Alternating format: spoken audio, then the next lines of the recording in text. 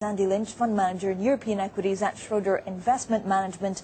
He oversees around $2 billion, including holdings in several European banks. Andy, we were just going through some of the bank stocks. I mean, short selling today, at least, is not working on the markets. We're still seeing downwards movement for a lot of the bank stocks. Why is it not working? I think one core reason the ban doesn't work is that the fundamentals will out. So, in a situation where we've seen the French GDP figures, growth is stalling, banks require economic growth to fuel demand for loans. On the other side, you've got the regulator saying to them, you've got to set aside more capital. As a result, returns on capital are falling.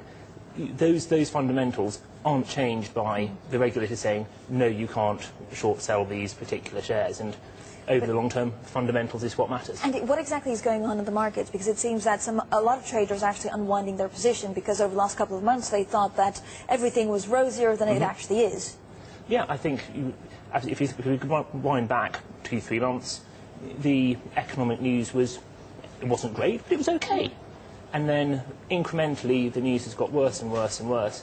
And the debate now is really, are we going to have a double-dip recession or muddle through, as opposed to, are we muddling through or achieving escape velocity and really pulling away from the global financial crisis? And it's that turn is what's driving the market lower. And are we going to have a double-dip recession? And what does it mean for stock picking? Because actually we've had some encouraging earning figures from certain companies, and the ratios seem pretty good. I mean, they're cheap value out there.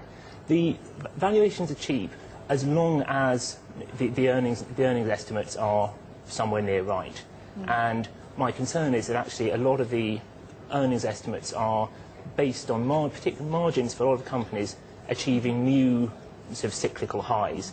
And if we're going into another economic slowdown, I don't think that the margin assumptions in the numbers are quite right. So there are some individual opportunities out there, but at the aggregate level, there are still some headwinds. So what have you done over the last couple of weeks, and what are you going to do in the next couple of weeks? Buy stocks, stay put, or actually have you sold anything? We've really been rotating within portfolios. So given the volatility we've seen over the last week, very clearly some stocks have outperformed the market by 15%, others have underperformed by 15%.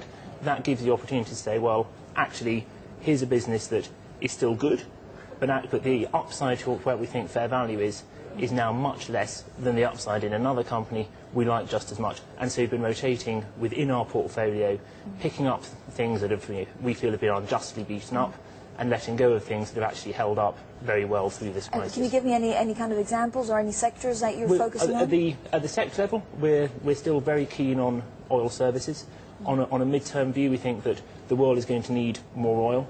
Oil services companies are the people who actually go out there and really make that happen. And we're not going to get rid of oil overnight, particularly post-Fukushima and the potential phasing out of nuclear power in a lot of countries around the world. Fossil fuels are here to stay.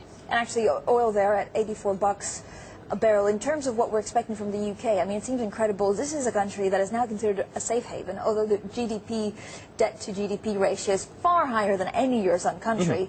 But at the same time, there's so much dividend, I guess, in a lot of these stocks that they may be a good buy opportunity. Are you chasing the dividend? That's certainly something we look at.